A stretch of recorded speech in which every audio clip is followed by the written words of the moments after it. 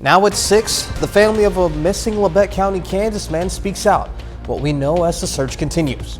Plus, the Southwest Missouri livestock auction proves deadly for animals. We'll tell you why. And the Missouri Southern Lions softball team looks ahead to the Division II National Tournament. We'll hear from the players. The 4 states' most watched news starts now. Some storms are rolling into the 4 states tonight and possibly over the next few days. This is KOAM News at 6. I'm Jalen Banks. We'll go straight to Chief Meteorologist Doug Ketty with the first look at the weather. Yeah, another warm one for us today after pretty much a hot weekend, but we are getting some scattered thunderstorms out there. Severe thunderstorm watch until 11 p.m. Sliver of Kansas, all of southwestern Missouri, where you see the yellows. That's where our severe thunderstorm warnings are at this point in time, really just kind of forming right along a cold front. So we'll see additional ones popping up. Majority of these are going to stay in southwestern Missouri as we go through the evening hours. Main threat here is going to be gusty winds, also some large hail. We can track just north of Nevada over toward Rich Hill. We have a pretty big cell at that place, and then it is sliding off toward the south and to the east. As we go through the evening hours, we're going to continue to get these guys popping up. I think our severe threat, overall severe threat, will drop after about 9 or 10 p.m., but we have a severe threat pretty much each and every day for us this week. We're going to break that down for you here in just a bit. All right, we'll see you then. A Missouri livestock auction says half a dozen animals died over the weekend when the weather got hot. But people who were there say they saw more dead animals than that, and the auction company didn't do enough to protect them. Reporter Liam Garrity has the story. As we looked around, there were just bunnies dying everywhere. They can't handle that heat. There were dead chickens in multiple different cages. They're not mine. I'm just trying to save them. I don't think there was a thought to pause it because they wanted to try to get these animals back to where a new place, either back home with their original owner or home with the new buyer. Whole shaded area, but nobody had it until after they sold. Saturday at Robert Brothers Livestock Auction in Bolivar, customers called it chaos. They had set aside in kind of the dead pile. And I said, have you checked that one yet to make sure they're all dead? And he just kind of scooted it to me. Customer Colby Hodges says animals weren't being moved quick enough. Debbie McGinnis, a spokesperson for the auction, told me everything happened too fast. Without a question, we're sorry that it happened. It was a little unavoidable, not knowing how quickly the temperature was going to change. She says this is not normal. We've been in business for 64 years. We've never had anything like this happen before. McGinnis says once they noticed the issue, they started moving animals into a shaded carport and made canopies. Hodges says she took in over 30 chickens, a chick, and some rabbits. She feared they would die in buckets if left out in the heat. As I started pulling them over into the shade, was about half live, half dead. Hodges says even after getting them home, more died.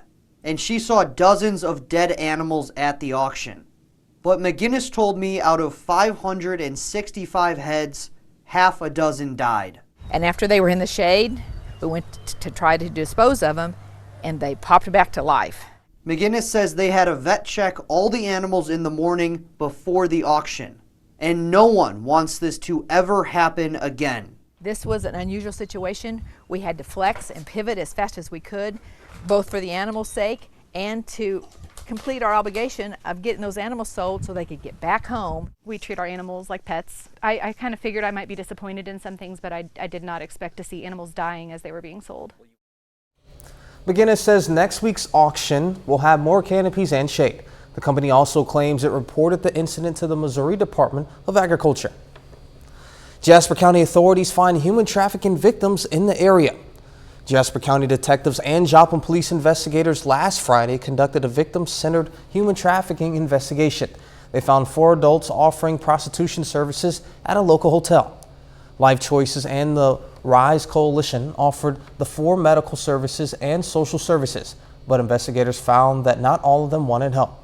One person was taken into custody for warrants, and one was arrested for prostitution. No word yet on additional charges. The Oklahoma Attorney General says he can't prevent the man convicted on the murders of 2 Welch girls from an early prison release. Ronnie Busick pleaded guilty in 2020 to accessory to murder for the disappearance of Ashley Freeman and Lariah Bible. He also pleaded guilty to the deaths of Danny and Kathy Freeman in Welch. According to the Oklahoma Department of Corrections, Busick is set to be released on May 19th. He was sentenced to 10 years in prison with 5 years of probation. Oklahoma Attorney General Jetner Drummond agreed to the murders were horrific and deserved the harshest punishment. Drummond added that he nor the District Attorney General possessed the legal authority to delay Busick's release from prison. You can read the full response from the Attorney General as well as the mother of Lariah Bible's response on the KOAM News Now app. This week is Local Government Week in the state of Missouri. It's a chance for cities to recognize their employees for all their hard work. The city of Joplin today added messages of appreciation and support written in chalk outside of entrances of city facilities. Officials say the Joplin city staff makes a big difference in the community. The city of Joplin employs more than 550 people across more than 40 departments. Some folks got together for a good cause in Quapaw, Oklahoma today. It was for a cookout with Spanx Barbecue at the Quapaw Farmers Market. For $12, you can get a pulled pork sandwich, baked beans, chips, and a drink. All proceeds went to medical expenses for Danny Tanner, also known as Harley Claus. Danny's a good dude. I mean, lots of kids, lots of adults look up to him around Christmas time. He drives around on his Harley dressed up as Santa, him and his wife. It's good for the community. He's a good dude. I know he'd do it for me. so. Danny got into a motorcycle accident this year and totaled his motorcycle. The funds go towards being able to get him back on his feet. Mound Valley Grade School 5th graders today volunteered with Ronald McDonald House of the Four States. For the last several months, students collected aluminum pop tabs with the intent to donate them to the house. Students also participated in healthy house cleaning projects while on site. Still ahead, the family of a missing Southeast Kansas man speaks out. Later, the Missouri Southern Lions prepare for the Division II National Tournament. The Labette County, Kansas Sheriff's Department says foul play is suspected in Dakota Patton's disappearance. KOAM's Amber Jenkins spoke to the family members of Dakota Patton about their longing for answers. Dakota Patton went missing on April 25th. He was last seen in an argument at a gas station in Parsons. Allegedly, Clinton and Barger, the man arguing with Patton, threatened him. I'm about ready to get rid of that boy and they'll never find the body. And that was the last time Dakota was ever seen again. Patton's mother and brother have been searching since reporting him missing on April 26th. They remember Patton as a true country boy. Very loving, outgoing. He'll give you the shirt off his back. He loves riding horses and four-wheelers and fishing. Just country boy stuff, I couldn't get it out of my head and I knew something was wrong. So I would come here and picked up Mom in the morning and we just drove the back way to Clint's house. Dakota's mom and brother has been even searching back roads trying to find clues to point where is Dakota.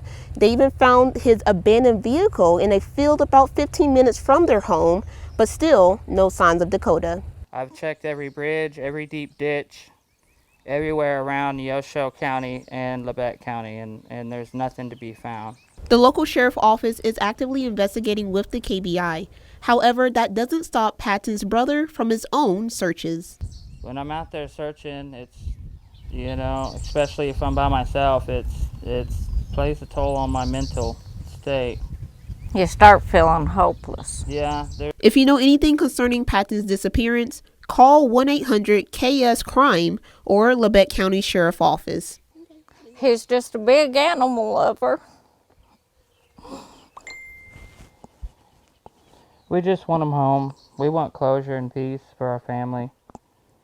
Reporting in Labette County, Amber Jenkins, KOAM News. The family of Patton created a GoFundMe. You can get the link from KOAMNewsNow.com. A little later, the Baxter Springs Lions host the Galena Bulldogs to wrap up CNC play. Highlights in sports. Plus, we have scattered thunderstorms out there for us tonight. We're going to look at that coming up.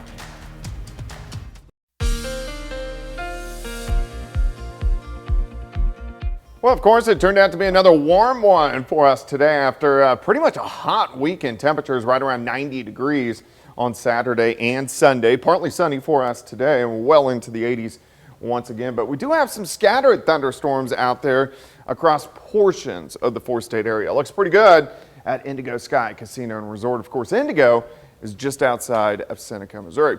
All right, severe thunderstorm watch till 11 p.m. Sliver of Kansas, southwestern Missouri, where you see the yellow boxes. Those are severe thunderstorm warnings. So we do actually have a severe thunderstorm warning for northern parts of Vernon County. Very slow moving cell that has been just kind of drifting off toward the south into the east. And then you can see on the visible satellite, we're getting those little cumulus clouds back through southeastern Kansas. So we could get some development a little bit farther toward the west, even to the west of the watch, which just includes Bourbon, Crawford, and also Cherokee counties on the Kansas side. But most of us are dry, but we can zoom in here and you can see this severe thunderstorm. So this is really from Rich Hill, just north of Nevada, over toward El Dorado Springs. We can check out meteorologist Sam Lane and Chief Otog Ty Parks. They've been out kind of glancing at the cell. So they are in between Rich Hill and also Nevada, so very ominous looking clouds. And the main threat with any of these severe thunderstorms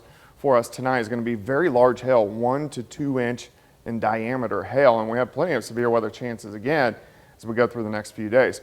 All right, back to the radar, and you can see here's our front. See this wind shift line? This front's going to play havoc with us over the next few days. It's going to kind of drop in and hang out right on top of us. That means recurring chances for showers and thunderstorms over the next several days. Let's go to 9 p.m. Still scattered thunderstorms across the region.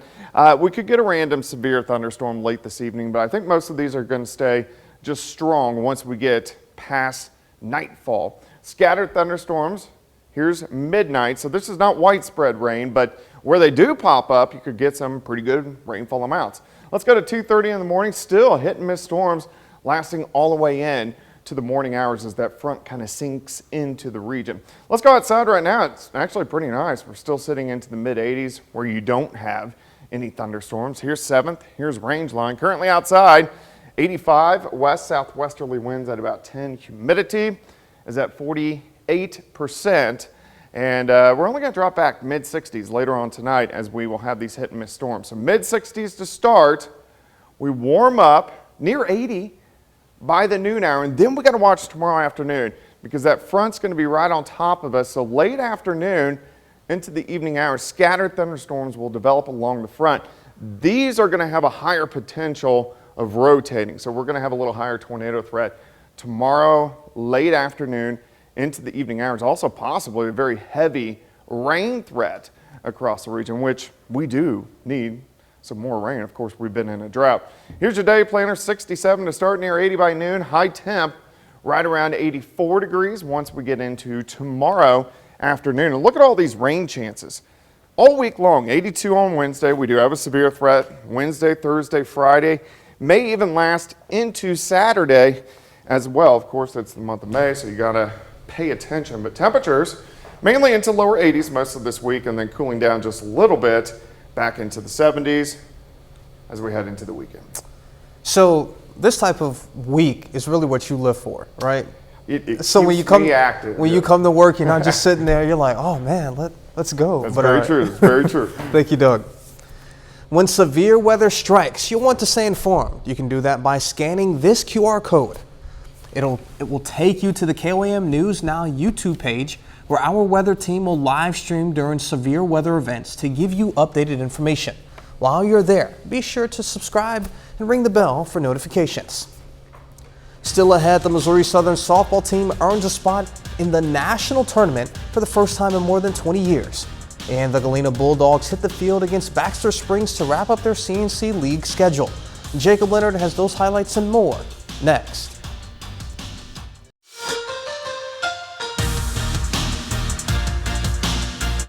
The Missouri Southern Lions finished as the runner-up in the MIAA Conference Tournament over the weekend, but their season is not quite over yet. The Lions have made the Division II National Tournament for the first time since 2001. Now, the selection show was this morning, and this is the moment the Lions learned they made the field.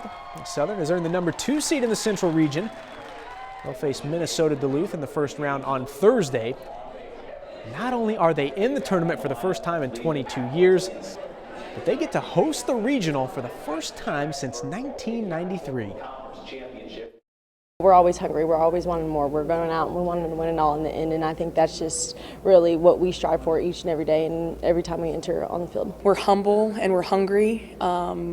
we know how to handle ourselves. We're mature. The 6 seniors, I can't say enough about them, but they've put this program on their shoulders, and they've taken us to where we are now. And the sky's the limit, and we're not done, and I'm excited to see what else we can accomplish. We live for these moments. We've worked hard all season long for this moment.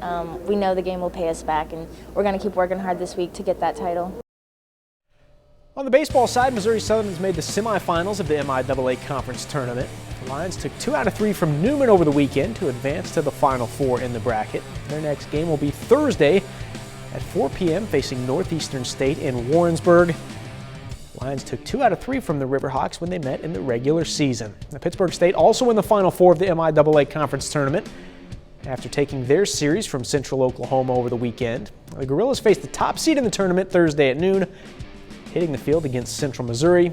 The Mules won the MIAA regular season title and are currently ranked 4th in the nation. The Baxter Springs Lions and Galena Bulldogs finish up their CNC schedule this afternoon. The Bulldogs host the Lions for a doubleheader this afternoon and a pair of makeup games from last week's rainout. So here we go with game 1. Both pitchers pretty good in this one. Hadley Price for Galena. Strikeout in the top of the 6th. Then bottom of the inning, it's Logan Guess. Doing the same thing for Baxter Springs. Game tied 2-2 going to the 7th. Looks like extra innings. But bottom 7, Galena gets the bases loaded with 2 outs. Pitch gets by, allows Price to come in to score. That's how the ball game ends. Galena beats Baxter in a low-scoring game 3-2.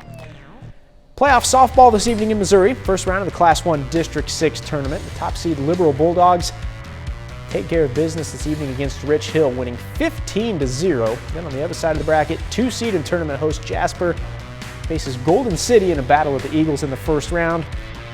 Jasper moving on to the district semifinals, taking this one tonight 16-0. I love this time of the year, playoff baseball, playoff softball. Missouri Southern softball team, that was cool to see them make the national tournament for the first time since 2001 and get to host, which is a huge deal for the first time since 1993. Yeah, listening to travel, you're comfortable. All you got to do is drive down the street and, get to hitting. Coach said, you sleep in your own bed, you eat the food you want, you get to practice on your own field. All that's a huge advantage. All right, super exciting. That's it for sports. We're back with more after this. Here's a look at what's coming up on KOAM News at 9 on Fox 14. We'll hear from the city of Carthage, Missouri on $1 million grant being used to build an industrial park. Plus, McDonald County High School is handing out more than $1 million in scholarships to students. And several Pittsburgh high school students sign to colleges majoring in fine arts programs. Those stories and a lot more tonight on KOAM News at 9 on Fox 14. Doug, we finally got some storms and some severe weather. What more can you tell us? Scattered thunderstorms continue to pop up this evening. You can see this storm just north of Nevada and Fort Scott back building, so it will continue to develop farther west over toward Iola and Chanute. And the main threat for these tonight are going to be very large hail and some gusty winds, but plenty of chances for thunderstorms each and every day over the next several days. We're going to make tomorrow an alert day just due to the severe threat again that we have tomorrow evening. All right, sounds good. Leonard, what do you have for us? We'll have more from the Missouri Southern softball team tonight at 10 on making the national tournament. Also tonight is the semifinals of the Class 2 District 6 softball tournament. We'll have the latest from that right here tonight at 10 as well. And thank you for watching. As you all know, we'll do this again at 10. We'll see you then.